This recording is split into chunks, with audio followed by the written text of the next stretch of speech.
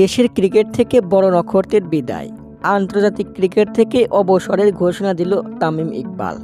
গতকাল রাতে তার ভেরিফাই ফেসবুক পেজে পোস্ট করে জানিয়ে দিয়েছেন খান সাহেব। তামিম লিখেছেন, আন্তর্জাতিক ক্রিকেট থেকে দূরে আছি অনেক দিন ধরেই, সেই দূরত্ব আর ঘুচবে না।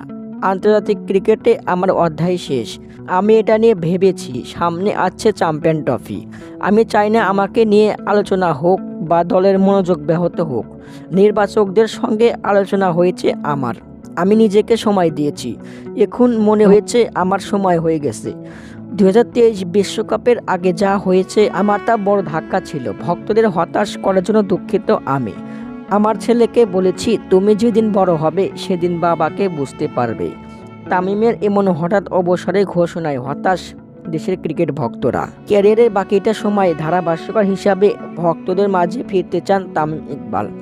মাঠে যখন ক্রিকেটে ছিলেন তখন তিনি তার পরের মিশন জানিয়ে দিয়েছিলেন ভক্তদের।